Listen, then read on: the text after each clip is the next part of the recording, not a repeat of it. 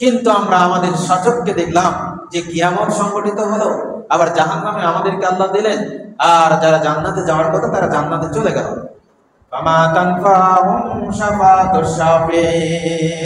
আল্লাহ রাব্বুল আলামিন বলছেন, এই রকম অপরাধ যারা করবে তাদের জন্য হাসরের মাঠে কোনো সুপারিশকারী থাকবে না।